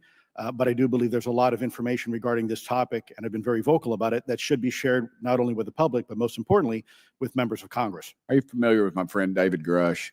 Absolutely, sir. I had the privilege and honor of working with him myself several years ago at U.S. Space Force. Last year, as you know, he testified that the U.S. has run a multi-decade UAP crash retrieval and reverse engineering program. Would you agree with that? Yes, sir. Are there UAP programs operating without proper congressional oversight? 100%. What are they? Unfortunately, sir, I would have to have that conversation in a closed session. I know you said that, and a lot of people are frustrated with those kind of answers, but we're asking those kind of questions so you all know what the heck we're up against. You also mentioned in your opening statement that the Pentagon's Public Affairs Office employs a psychological operations officer as a singular point of contact for UAP-related inquiries. Why the heck would they do that? Sir, that's a great question. I would ask the Pentagon. There's a long history here of that individual providing misleading and false information to the public through various news outlets and media outlets in order to discredit this topic. I've personally been victim to it. We have the documentation to substantiate where this information has been absolutely inaccurate, that has been provided time and time again. And it turns out that that individual was also working with former leadership of Aero at the time as well. And we punish them by giving them multi-million dollars more than they ask for every year. Admiral Gallaudet, you mentioned in your opening statement an email you received from the operations officer of the Fleet Forces Command regarding unknown objects almost colliding with U.S. military planes. Did anyone respond with knowledge of what the objects were? I received no response, sir. Did the exercise get canceled? The exercise did not get canceled. Why do you think the commander of Fleet Forces operations officer never discussed the incident again? Sir, I'm speculating because I didn't have an exchange with him, but I believed it to be part of a special access program, the information and the video, which we have known now it was. And he realized he couldn't share that openly with the recipients of the email, and therefore the email was pulled from everybody's account. Again, tell us what happened to the email from the commander of Fleet Forces. The day after I received it, and all the other recipients received it, which were all the subordinate commanders of U.S. Fleet Forces, so 1- and 2-star admirals, including strike group commanders, the email was wiped or deleted from our accounts, Okay. and then no one talked about it. All right. Have you specifically had any experience with submersible objects? Sir, I've no personal experience, but I've had witnesses on submarines come to me and say they've seen on sonar data. Correct. Okay. Yeah. How would USOs. how would you characterize those, and how do they move? The one instance that was revealed to me was in the 80s on a nuclear-powered submarine, a ballistic missile submarine, that the object exhibited the characteristics of a Russian torpedo in terms of its speed of movement and closing rate with the submarine, and then it slowed and followed the submarine slowly in its wake for a period of minutes, and then rapidly exited the scene. And nothing that we know of and technology-wise could replicate that. And the speed of these objects was faster than anything that we have or anybody else has that would be manned. Is that correct? It was on the order Underwater. of a torpedo. So Yes, sir. Yes, sir. But as it exited, Well, I don't Characterize- exactly know how fast a torpedo is, but I expect it does better than my old outboard Scott Atwater. So I'll take that as a yes. Yes, sir. Okay. Have you experienced any experience with the All-Domain Anomaly Resolution Office, ARROW? Yes, Congressman, as I mentioned previously, I have met with them. Okay. You heard Mr. Elizondo describe psychological operations for those contacting the Department of Defense about UAPs. You mentioned a similar influence operation by ARROW. Why are federal agencies invested in running information operations about UAPs if they do not exist? Yes, sir. But I'll make a statement on ARROW's behalf. They have new leadership. The office has reached out to me to meet again, and I take that as a good faith effort, and we'll see where that goes. Thank you, Chair Lady. I've run over. Thank you. Thank you, Mr. Tennessee. I would now like to recognize Mr. Higgins. You're the king of Tennessee. Mr. Higgins, you're recognized for 5 minutes of questions. Thank you, Madam Chair. Mr. Elizondo, Mr. Shellenberger notes in the report that we've been given for this hearing. I believe, Mr. Shellenberger, let me shift you, are the author of this report. I'm sorry, sir. I'm not the author Mr. of. Shellenberger, were you the author of this report? No, I There's was not. name on it. No, Do you know the author? I do. You do. And how would you estimate that madam or gentleman, the author? The person is a current or former U.S. government employee. And it states here that this is the public version of the author's report. Yes. So where might one find the non-public version of the author's report? I don't know the answer to that. Would that be with the Department of Defense? I don't know. But you do know the author. I do. You know what the author's sources were? The author's sources are described in the report. These databases, the Immaculate Constellation. Right, but Program. you expressed some confidence in the sources I would. earlier in I do. testimony. You expressed confidence. So do you know those sources? I do. Are they within the Department of Defense? I can't say. You can't say or you won't say? I won't say Okay, why not? because I protect my sources, and I think the But reason. you're not naming them. It's a big department, but many of us on my side of the aisle would say it's far too big. So you're talking about the Department of Defense, sources from within the Department of Defense? I'm not willing to reduce the Okay. potential universe of where my sources might be. Okay, moving on. In this report, Mr. Elizondo, for reference, several types of allegedly alien craft or possibly alien craft or unknown aerial phenomena, what we used to call UFOs, are described. Spheres and orbs, discs and saucers, oval or tic-tac, triangular shape, boomerang and arrowhead, and irregular or organic. Mr. Elizondo, does that summarize to you the types of craft that we're discussing today? Sir, that is a general morphology, historically speaking, of many Okay, UAP. so those descriptions are very different craft. Is it your assessment that they would come of different origins? It's possible, but it's also could be in sense a matter of utility. And let me just state for the record, I never read the report that or the article that Mr. Shellenberger put out. The reason That's a is, good point. We're just referencing it yes, sir. for descriptive purposes for the American people. Mr. Shellenberger, in this report, it's striking to me that regarding the descriptions of experiences with these various craft, several of them include biological effects and several do not. Are you familiar with what I'm talking about? Yes.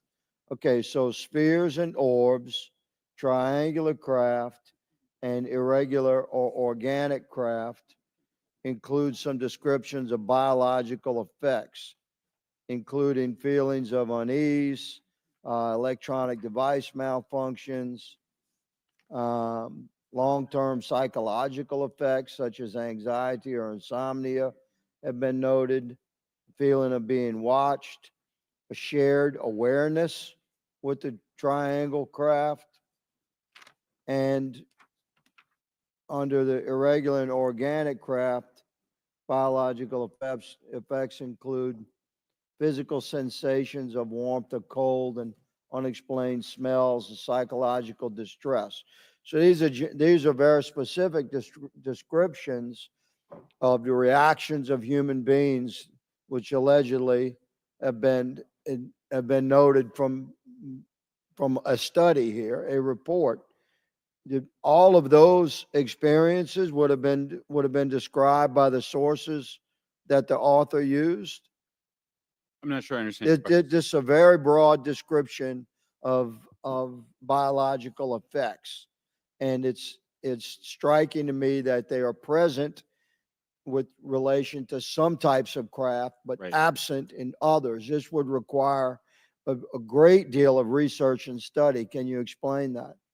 My understanding is that this is the database is very large. It includes both the images, the videos, the still images, as well as the human intelligence, the reports, the raw data from individuals having these experiences. So in answer to your question, yeah, I mean, I think we're looking at a very large amount of data collected over many decades. And that data is held by the Department of Defense? Well, I will say that after I published, I was told that this program, that the USAP was actually managed by the Department of Defense, but held at the White House. Roger But that. that's a single source, and I don't have multiple sources to verify that. Thank you, sir. I did my best to trick an answer out of you, but I was partially successful. Madam Chair, I yield. Thank you. I now recognize Mr. Frost for 5 minutes of questions. Thank you, Madam Chair. In addition to serving on this committee, the Oversight Committee, I also serve on the Science, Space, and Technology Committee, where we often discuss how essential data and evidence are used in science and used at departments such as NASA. During a hearing, NASA Administrator Nelson affirmed the importance of NASA in helping us to understand UAP. Mr. Gold, if the government doesn't have the data it needs on UAP because, say, someone who saw something is concerned about stigma, public backlash, etc., or maybe there's just not good systems in place, how are we supposed to ultimately figure out what's going on? Yeah, thank you for the question. And let me compliment Administrator Nelson that there wouldn't have been a UAP independent study team if it wasn't for his leadership and courage. We're talking about data and where we can get data from. As I described, NASA has whole archives of data, much of which I believe will likely have information that will help inform UAP. We need only look. And again, in an era with AI and ML, we can relatively quickly and easily go through it. So I think it's something that we should encourage NASA to do. However, per Chairman Grothman's comment about UAP focusing on national security sites, I believe there's something, sir, that you may have heard of called sensor bias. That because we've got more cameras, more monitoring of national security, we don't know how extensive UAP activity may be over civilian areas. And this is to the second part of your question, where we're not collecting the data. We're not collecting sufficient data from pilots. We're not collecting sufficient data from civilian and commercial activities. And this is, again, where ASRS, I think, could substantially change that, get the data out there, and allow us to do good science. Thank you. I mean, on the data, you know, I'm a really big proponent of transparency.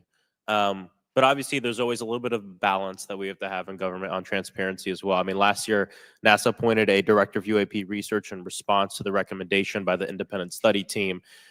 In the final report, there's a quote: despite numerous accounts and visuals, the absence of consistent, detailed, and curated observations means we do not presently have the body of data needed to make definite and scientific conclusions about UAP. Can you just talk really quickly about that balance of security and transparency? So I can say, having served at NASA, it is the most transparent organization I've ever been in. When we would have conversations of executive leadership, things would leak out almost instantly. So I can assure you, intentionally or not, NASA's very transparent. I don't know if many of you have worked with engineers or scientists. They love to talk. So I believe that NASA is a paradigm of transparency, but we must have the ability and the data to be able to be transparent with. And if we're not gathering that, if we're not looking at it, then we can't bring NASA into the game and get to that good science that you need. You know, it was about a year ago, I was touring a facility with a pretty senior government official.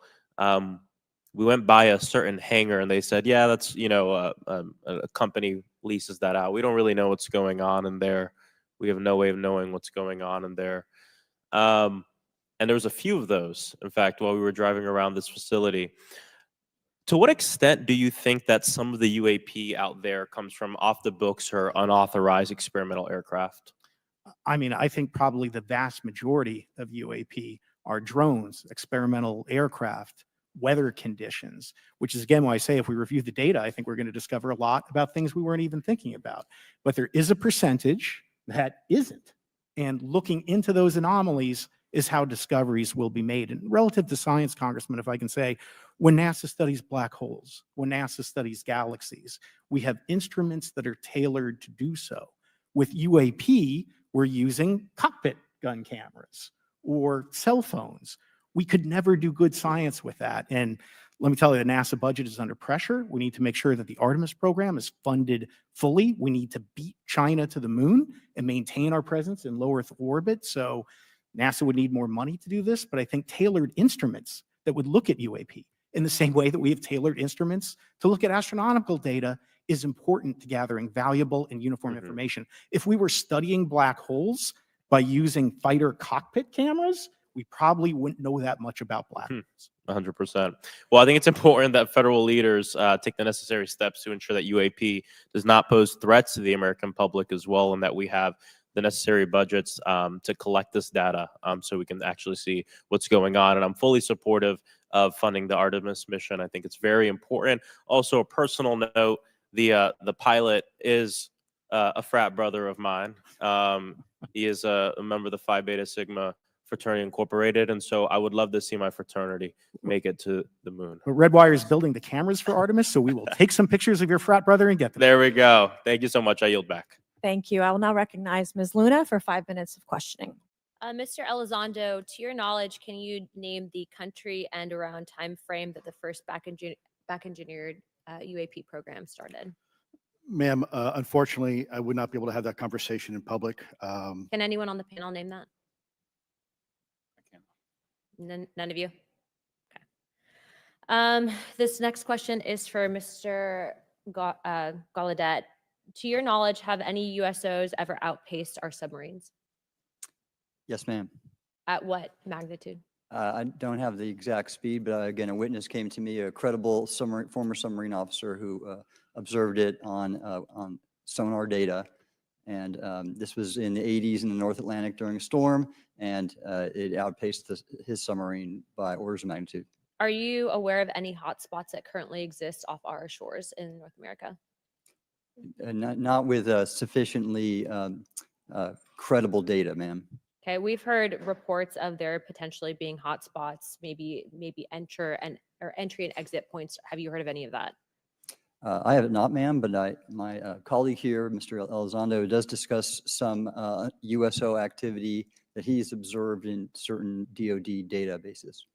Mr. Elizondo, in regards to these aircraft being piloted by whatever they might be, non-human biologics, would you agree that it's likely that they are being piloted by some mind-body connection? Ma'am, I think it is safe to presume here that they are being intelligently controlled because some cases seem to anticipate our maneuvers, and in other cases they seem to, I came across an email where the word "stalked" was used in a very secure email between Navy officers discussing their ships being pursued by a UAP. In our previous panel, we had Grush, and he had testified to say that some of these were interdimensional beings. Can you speak on that at all? Ma'am, I'm not qualified, certainly as a scientist or otherwise, to speculate points of origin. I looked at everything from a scientific perspective. So if you look at, for example, instantaneous acceleration, which was one of the observables of the program that I belong to, ATIP, the human body can withstand about 9 G forces for a short period of time before you suffer negative biological consequences, blackouts and ultimately redouts and even death.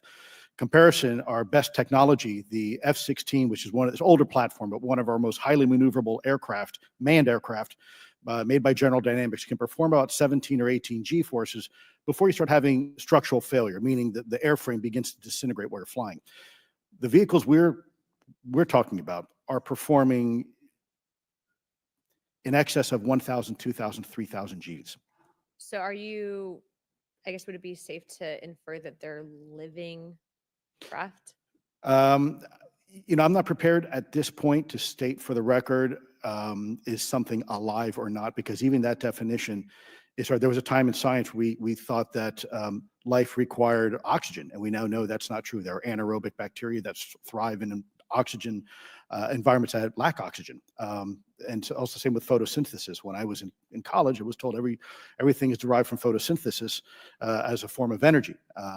In reality, that's not true. There are things that live off of chemosynthesis. So we're constantly having to reevaluate our understanding of what the definition of life is. Do any of you ever come across reports from people that claim to have firsthand experiences with these entities, whatever they might be, or these aircraft, and then as a result, whether or not they're religious, find that these things will automatically disappear? Anyone, and this is open to any of you on the panel. So just real quick, because I'm running out of time. Lou? Ma'am, I've always been a nuts and bolts kind of guy. When I was at ATIP, I was focusing more on the performance characteristics and less on the potential occupants. Okay, the reason I ask is because it seems like, just based on our conversations, that we've had people that say that there are good and bad of whatever these things are. And so my concern from a national security perspective is A, that true? B, are you guys hearing the reports of that? And C, I think moving forward in regards to technology, Mr. Gold, if you can answer this real quickly, some of these aircraft, it seems that they are operating off of energy that we don't currently have. But just yes or no, in your opinion, if we were able to obtain that, would that impact humanity for the better or negative?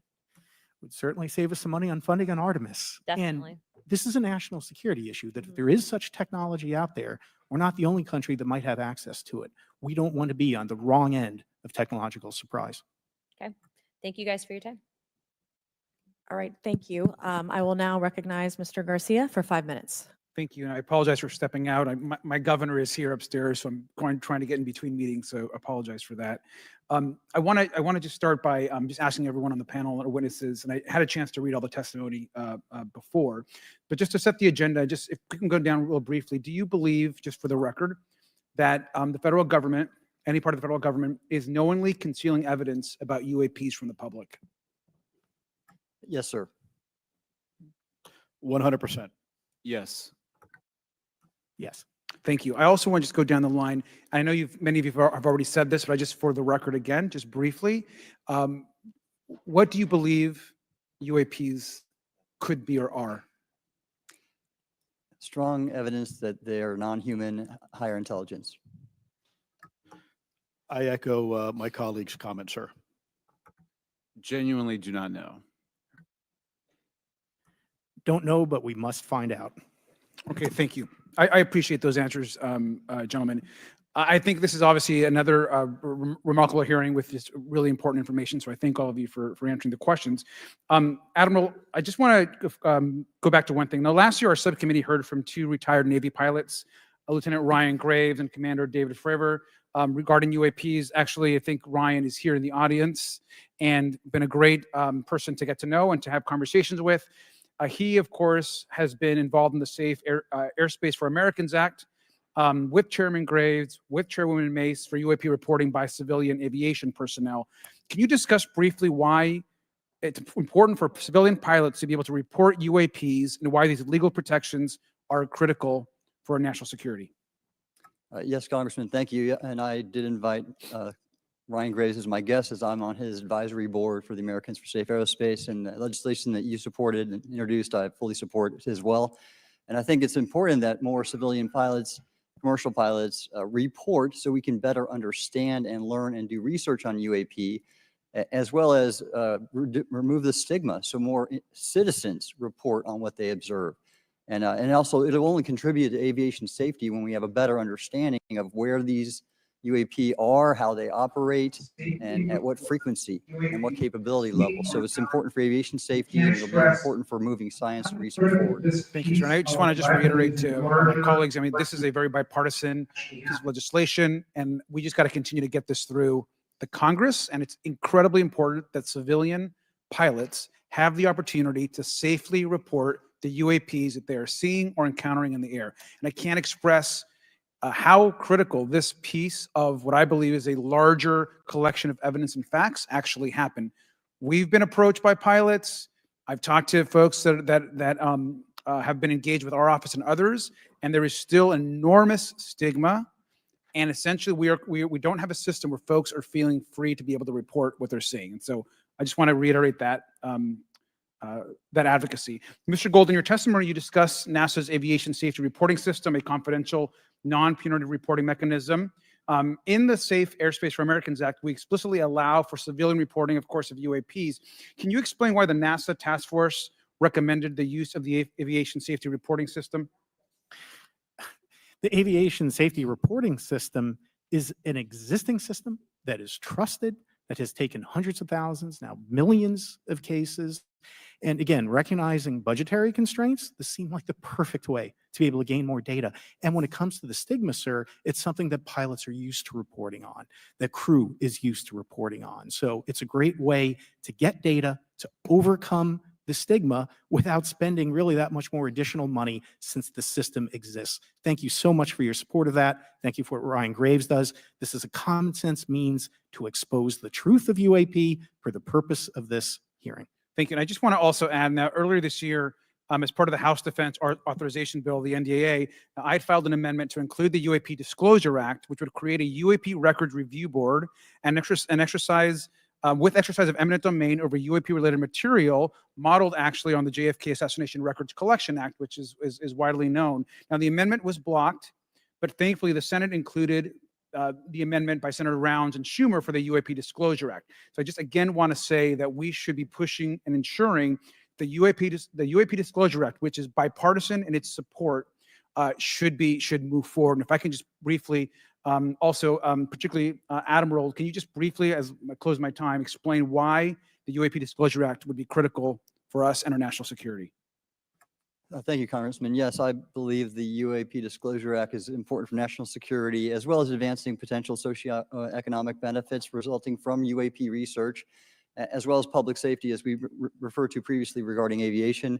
And this act will allow for greater transparency and open research, and that's why I'm also a member of the UAP Disclosure Fund as an advisor, as in the Sol Foundation, as an advisor, senior strategic advisor, which is advocating for the same. Thank you very much. I yield back. All right, thank you. I'd like to recognize Mr. Biggs for 5 minutes of questioning. Thank you, Madam Chair. Thank you for holding this committee. Thank you to the witnesses.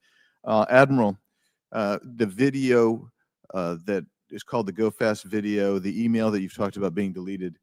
I just want to briefly cover this. You said that the email, the author was asking whether any of the recipients were aware of the classified technology demonstrations that it could explain the objects that were observed. And then you said the email disappears. Then you guys have a series of meetings.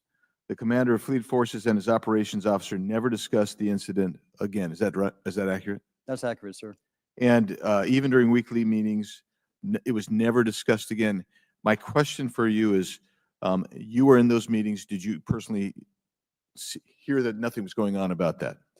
Yes, sir. I was in those meetings, and Did you make inquiries about that? no, I did not, sir, because I inferred, since I had been read into other special access programs, that this UAP video was part of one that I was not read into, or any of the recipients, or the author of the email, and that an intelligence agency basically pulled it back and instructed the author of the email, hey, this is, you just conducted what they call spillage into a lower classification level. And when that's done, the procedures are basically to remove any of the communication. You're going to silo it.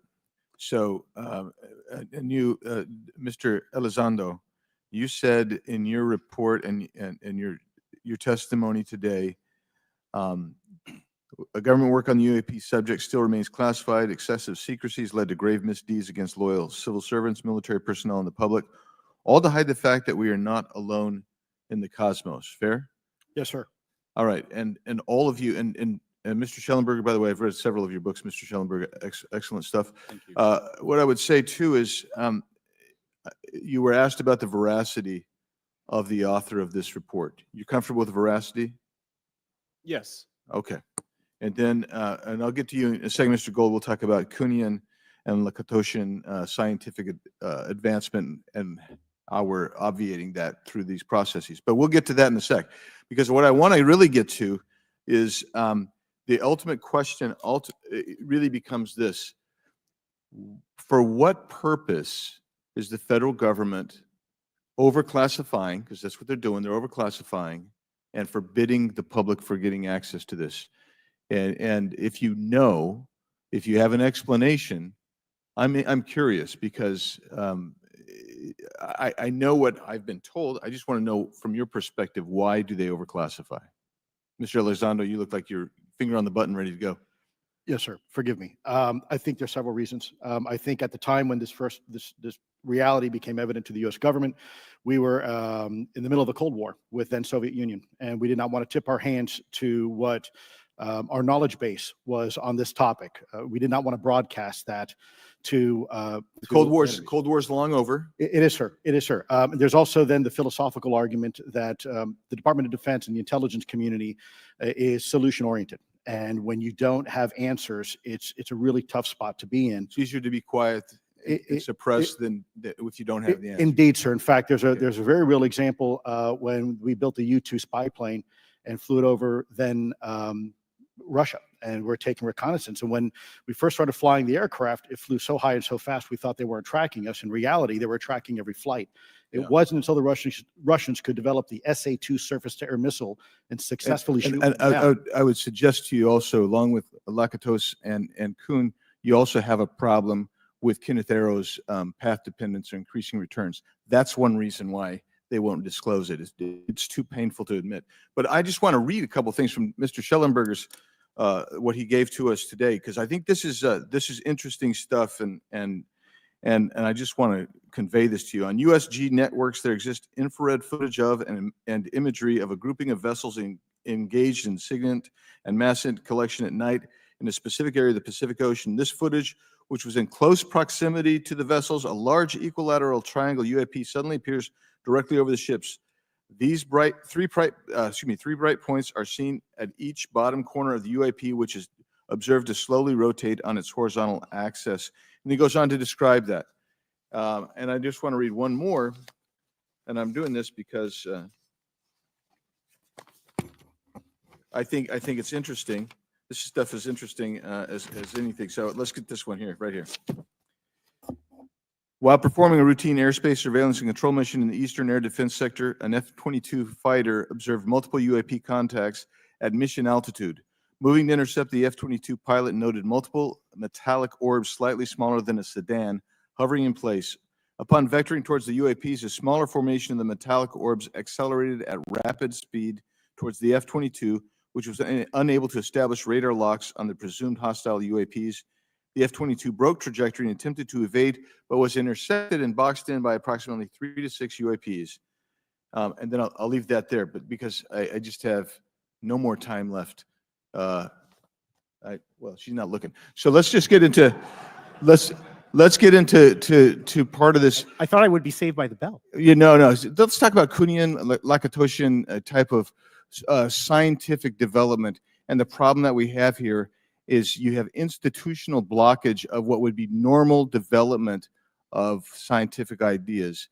And if you want to expand that, Mr. Gold. We're over time, so be very fast, please. I'll just say I'm a recovering attorney, so please take it easy on the science. But all breakthroughs have been heretical at first. And that's the challenge that we face, particularly with something as extraordinary as this, which is why gathering the data is so important. And I'll just end by saying, by the way, the overclassification of material is in no way limited to UAP. That is occurring throughout the government, as well as the inability to get people classifications in a timely and efficient manner, and then to have those classifications be broad enough to be useful. So this is a larger issue that I hope that Congress will look at. Thank you. Thank you, Mr. Biggs. I've been generous. All right, Mr. Burleson, I'll recognize you for 5 minutes of questions, please. Thank you, Madam Chair. Mr. Elizondo, does any branch of the United States government or defense contractors possess technology? Sir, there's documentation that I believe was submitted for the record that was approved for release by the U.S. Pentagon, by the Department of Defense Office of Pre-Publication Security Review, and it states one of the reasons why my predecessor program, OSAP, was trying to collect material of unknown origin. Was it successfully collected? It was not. What happened is that there was an aerospace contract company that requested to divest itself of the material that was collected in 1950s. Unfortunately, that didn't actually occur. So let's dive into that. That's the Bigelow Airspace, correct? So Yes, sir. There was a journalist, Christopher Sharp, who said that there was a transfer between Lockheed Martin, Bigelow Aerospace, and the CIA allegedly blocked this. Can you describe that? What I can say is that it was blocked. Why it was blocked, I can only surmise. I was part of some conversations later on with some of those contract personnel where they had told all of us that is accurate. What we required was a memo from the Secretary of the Air Force in order to make that complete, and that never occurred. And so when Secretary Mattis became Secretary of Defense, I decided it would be appropriate for me to try to receive a memo from him as SecDef, as Secretary of Defense, if we could not get a memo from the Secretary of the Air Force to transfer that material. So if that material exists today, who's in possession?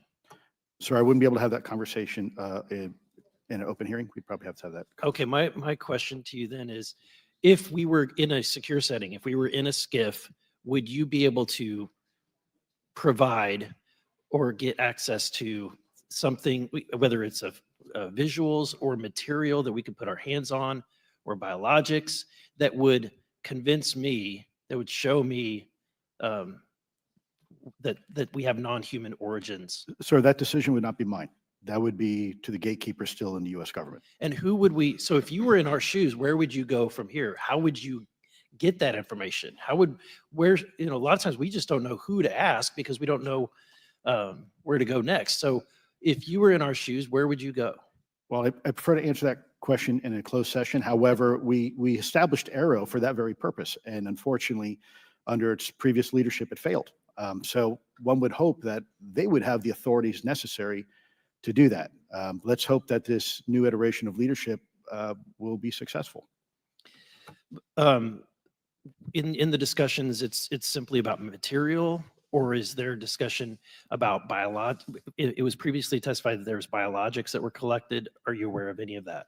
I am, sir, aware of the reporting that biologics have been recovered. Again, my focus was more nuts and bolts. looking at the physical aspects of these phenomenon, how they interacted around military equities and nuclear equities. So I'm certainly not a medical expert. I would not be able to probably provide you a whole lot of value in that simply because I don't have the expertise. But was anything described as that we have possession of bodies? Yes, yes. We have, is it multiple types of creatures or? Sir, I couldn't answer that. I can tell you anecdotally that it was discussed quite a bit when I was at the Pentagon. The problem is the supposed collection of these biological samples occurred before my time, in fact, before I was even born. And was this part of the Lockheed Martin discussion, or was this the biologics is a completely separate? Separate yet related. Okay. Has anyone made contact?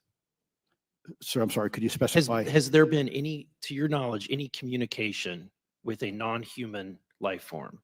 So the term communication is a bit of a trick word because there's verbal communication like we're having now. The problem is you also have nonverbal communication. And so I would say definitively yes, but from a nonverbal meaning, when a Russian reconnaissance aircraft comes into U.S. airspace, we scramble 2 F-22s, and we are certainly communicating intent and capability. I think the same goes with this. We have these things that are being observed over controlled U.S. airspace. And they're not really doing a good job hiding themselves. They're making it pretty obvious they have the ability to even interfere with our nuclear equities and our nuclear readiness. Is the United States government or in our contractors, are they pulling technology from this? Or they're reverse engineering this? Sir, as I previously stated, and please forgive me, I am not authorized to discuss specifics about crash retrievals. I signed documentation with the U.S. government. What I can say was, after a very thorough review process by the Pentagon, what I wrote about. And that was my limit, unfortunately, that it was given. Thank you. Yes, sir. Thank you. I would like to recognize Mr. Timmons for 5 minutes of questioning. Thank you, Madam Chair. Mr. Elizondo, you just said something interesting. You said they don't seem to be hiding. They don't seem to be hiding. The UAP sightings are becoming increasingly brash, if you will. And, we've been hearing about these for years, but they've generally been isolated and not as consistent and over critical military installations. Would you say that's fair? Is this becoming increasingly often? Is it happening more and more? Great question, sir. Let me see if I can answer this for you. Certainly, there seems to be some indication that they're being provocative, meaning that they're, in some cases, literally splitting aircraft formations right down the middle. So that's an air safety issue. The question is it the frequency increasing? And the response is it depends. Yes, it's possible that there is an increase in frequency, but it's also possible that there's heightened awareness now. And there's also more pervasiveness of technology out there that's collecting this information and that can record this information. So we're not quite sure yet if it's actually an increase in numbers of these events, or is it that we have better equipment now that to record these things and we have a better ability, if you will, to analyze these things. And that's my next question. It seems that a lot of these sightings occur near military installations. Do you think that these UAPs are intentionally targeting military installations, or do you think that we have increased abilities to monitor surrounding the military installations? Sir, maybe both. Part of my concern is we have something in the Department of Defense and the intelligence community called IPB, Initial Preparations of the Battle Space. And we use equities like ISR, intelligence, surveillance, and reconnaissance, and other type of equities and technologies to prep the battle space. And certainly, if I was wearing my national security hat, even if there was a 2% chance that there was some sort of hostile intent here, that's 2% higher than we really can accept. And so we must figure out, there's a calculus, capabilities versus intent, in order to identify if something is a national security threat. We've seen some of the capabilities, yet we have no idea in the intent. And so this is why this discussion is somewhat, I think, problematic from a governmental perspective, because we have no idea. Sure, thank you. Mr. Shellenberger, you're particularly familiar with the Langley Air Force Base incident a year ago? Are you familiar? Just from what I read in the Just news. from what you've read? Yeah. I would imagine a large percentage of the American population became aware of that with the Wall Street Journal article. Would you agree with that? Yes. And were you aware of that incident prior to the Wall Street Journal article? No. to the rest of the panel, it was the Wall Street Journal article the first time that y'all were made aware of what was essentially an over 2-week UAP frenzy over Langley Air Force Base. Were y'all aware of this prior to the Wall Street Journal article? Anybody? Show of hands. Yes, sir. Dr. Gallaudet, could you give me how did you become aware of it? A colleague of mine who I referenced previously, Chris Mellon, he wrote an extensive article about this, that there were other incursions of drones over Langley before this, as well as many, many military installations over the last 5 decades. And it's my understanding that there's been an ever increasing in number, and I'm trying to think how to say this because I wear 2 different hats. I'm still in the Air Force. So, I mean, it seems that they're becoming increasingly brash. And the question that we really have to figure out is it China or is it non-human? And I think that's the biggest question the American people want to know. If it's China, it's scary because they have a lot of technology that we cannot explain. And if it's non-human, that's scary because we don't know the intent. Would you say that's fair? Yes, Congressman. And in fact, I really believe that we should use this hearing as a catalyst to improve and bolster our air defense capabilities and our maritime domain awareness capabilities, because obviously there are holes in it, whether it be UAP of non-HI direction or NHI direction, or like as you say, sir, China or any other adversary. Are you all aware of any task force at the Pentagon or in the national security apparatus that's trying to assess the answer to that question? At the current moment, sir, no, but this is a great point. From 2020 to 2022, there was a UAP task force in the DoD succeeding where Mr. Elizondo worked, led by Jay Stratton, who had the first comprehensive whole of government approach to UAP, which involved pathways to declassification and to increase transparency, as well as assessing the national security risks of UAP. This was a really well-established approach, and we have all advocated that something like it return. I'm running out of time. The last thing is that we need authorities. The law enforcement, military do not have authorities to actually engage, and Congress needs to act to give those authorities to local law enforcement and the military so they have clear guidelines on how to assess these issues going forward. I yield back. Thank you. Thank you. I'd like to recognize Ms. Boebert for 5 minutes of questioning. Thank you, Madam Chair. Now that we have all been cautioned in this committee hearing that the mention of Pentagon's Immaculate Constellation program could put us on a list, well, I already find myself on many lists, I'm sure. So I speak my mind often, so why not just keep going with it? May as well just go all out and say it. The earth is flat, birds are government drones, and we've never set foot on the moon, and Joe Biden received 81 million votes in the 2020 election. So let's just see how many lists we could get on here today. But Mr. Shellenberger, I wanted to ask you, I think I understand from this hearing that you would agree that classifying information like this is not in the best interest of the people. Is that correct? Yeah, I mean, with the caveat that, of course, I would support classification necessary to protect secrets essential to national security, but I think it's pretty obvious that there's overclassification. Overclassification, yes. And so in most instances, if they can't tell us what, do you think at some point they'll at least tell us why? President-elect Trump has repeatedly committed to greater transparency, both on the UAP issue, on JFK files, on COVID origins, and many other things. So I think that we need to make sure that the next administration is held accountable for that. Agreed. And this is for all 4 of you. Yes or no, please. I have many questions I want to get to. Are there any known instances of recovered materials or technologies that are not of human origin and maybe connected to any advanced bioscience defense programs within the USG? I don't know.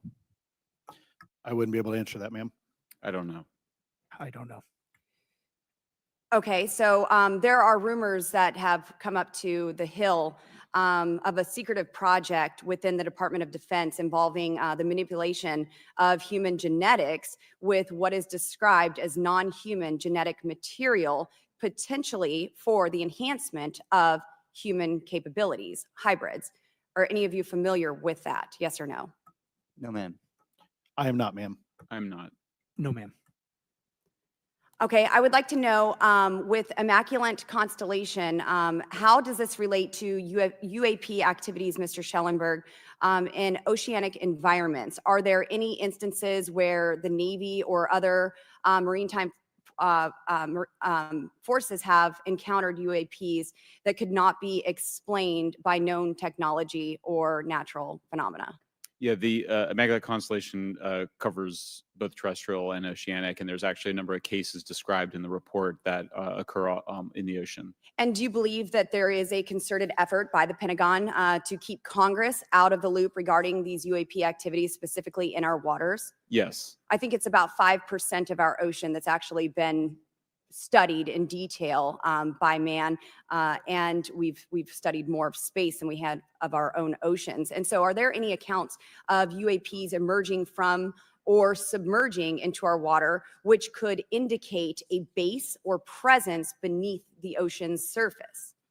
I don't know about a base, but as I mentioned, I had a different source entirely describe this pretty extraordinary footage that exists of orbs, of an orb coming out of the ocean and being met by another orb. Some would say that there's multiple hotspots where we see frequent activity. So in your investigations, have you come across any data or visual evidence like sonar readings or underwater footage of these UAPs? I have not beyond what's in the report. You've written about UAPs not only in the air, but in underwater. Are there any specifics on what you've learned about the UAP activity in our oceans? Particularly, have you spoken with sources who have provided any evidence or eyewitness accounts of these UAPs interacting with our naval forces or being detected by our underwater surveillance systems? Nothing beyond what's in the report and then the specific case that I mentioned with the orb.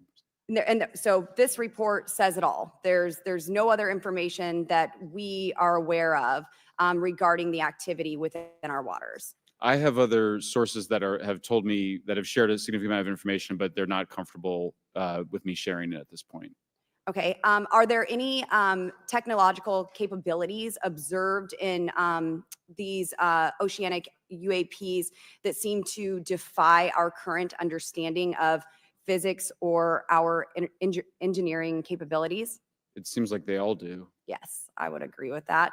My time is up, but I do appreciate your bravery, your courage for coming here and speaking today. And seems like there's still some questions that we need answers to, and we will not relent until we get those to the American people. Thank you all. Thank you. I move to allow myself and the ranking member 5 additional minutes for questions without objection, so ordered. Mr. Elizondo, were you read into the Immaculate Constellation program? I would not be authorized to confirm nor deny the existence of any ongoing or past program, especially as it relates to a special access program, either by name or trigraph. Okay, and then does the U.S. government or private contractors, do they work with other foreign countries, China, for example, to exchange data, quote from a source, that intelligence data about UAP? Let me see if I can answer that a little bit more generally, ma'am, if I may. We do have foreign material exploitation programs. That is something that is widely known, and that term itself is unclassified. How exactly that works becomes a bit sensitive. A discussion we could certainly have in a closed session if you like. We do work with international partners and allies quite often, not just in military exercises and workups, but in other intelligence efforts as well. In terms of material that's given to private contractors, is certain material given to certain contractors because of their experience? So for example, if it's related to submerged and undersea propulsion, would it go to a general contractor like General Dynamics? Yes, ma'am, absolutely correct. Different contractors have different levels of expertise. What's Lockheed's expertise? Aerospace, ma'am. In the UAP space, that's all that they They wouldn't do submerged. No, I didn't say that, ma'am. Okay. Lockheed Martin and others do quite a bit of work, both in our atmosphere, in space, and even underwater. There are certain efforts to.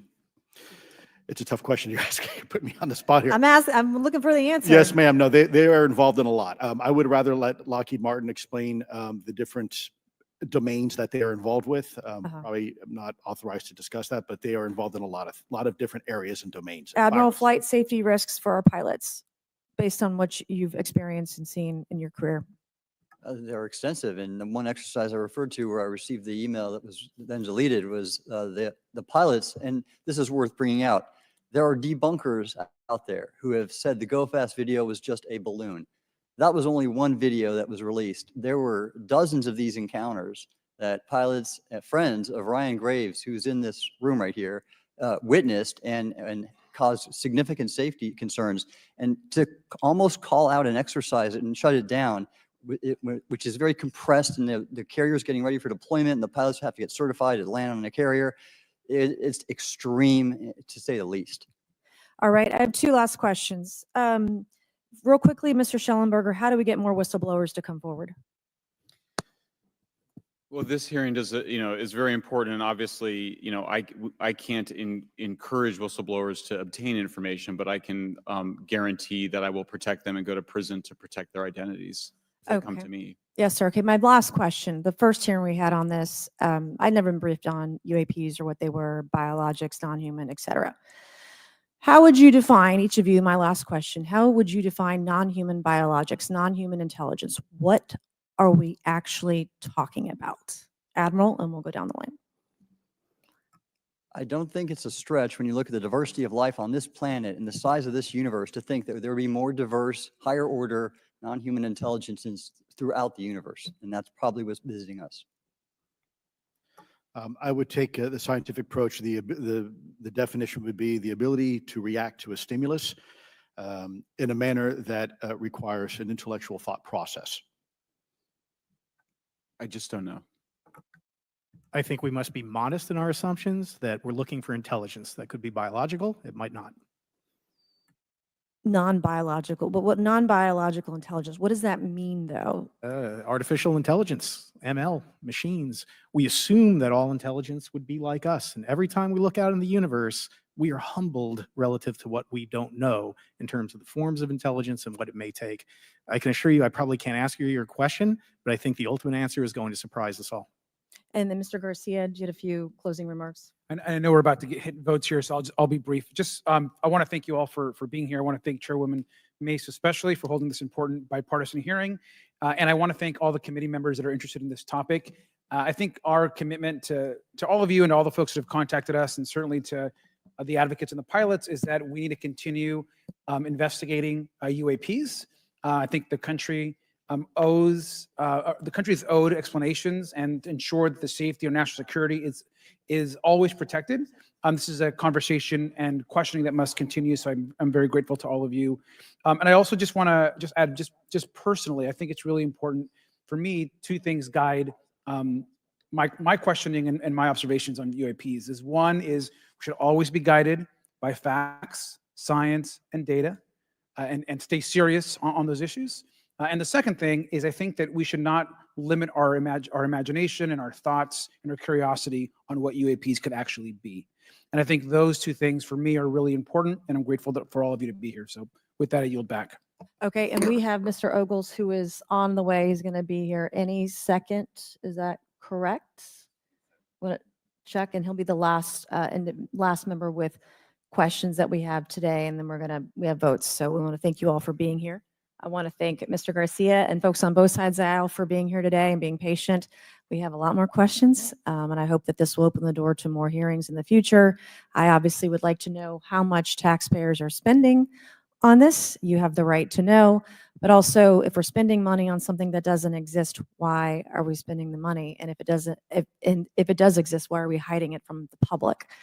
And of course, our national security is a huge issue, because if there's technology that could harm us or our allies that are in the hands of our adversaries, we obviously want to stay ahead of that to the best of our ability to ensure that that technology is not in the hands of someone who could use it against us or our allies anywhere in the world. So, Mr. Ogles, you're just in time, babe. I will recognize you for 5 minutes of questioning before we head on out today.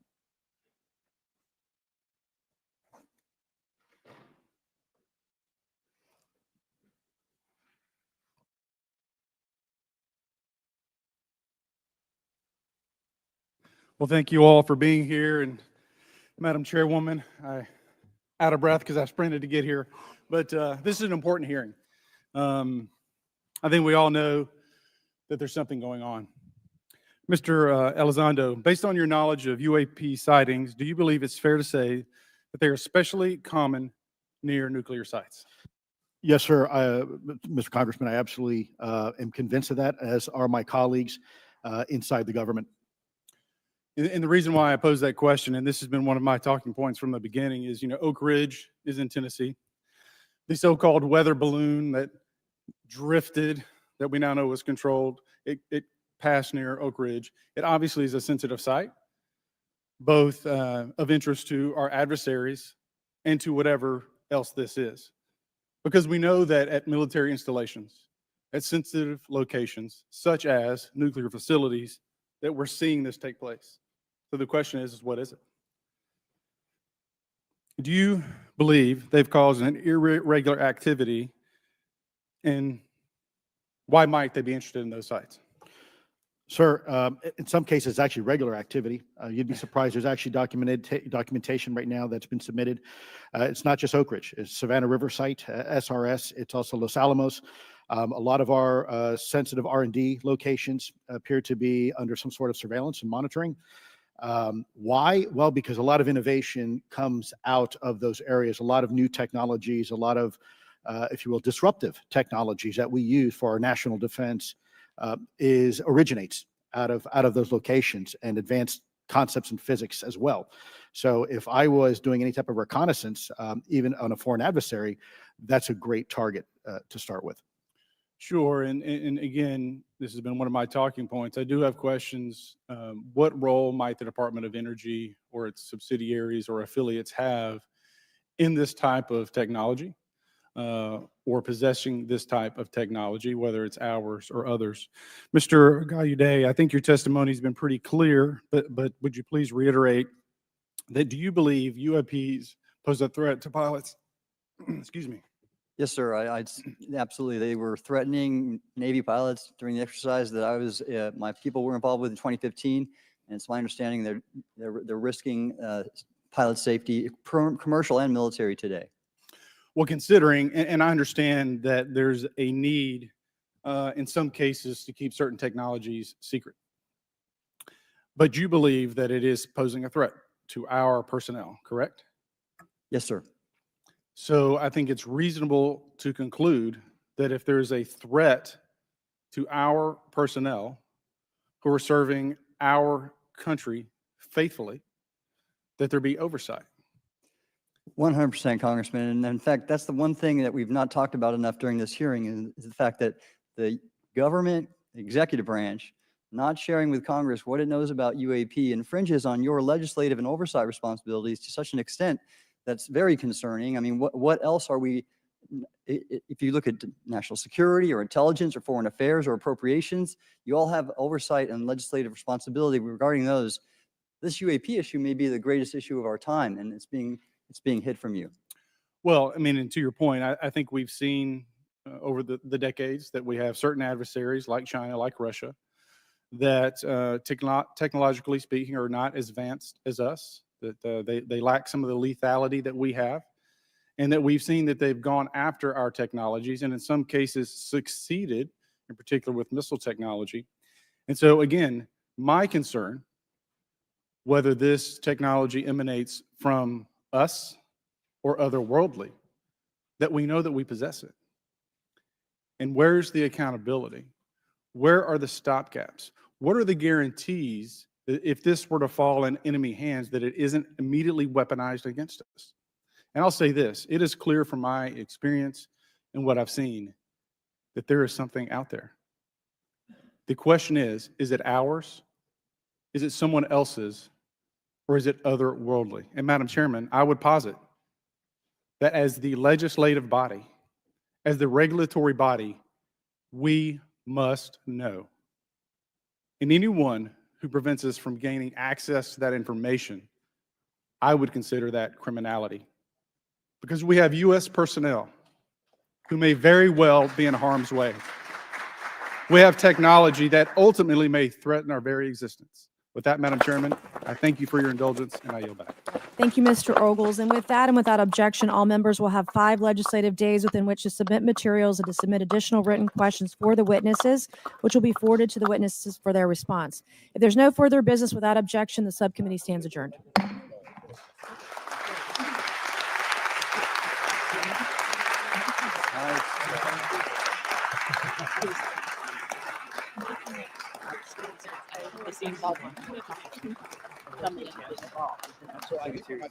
Yeah.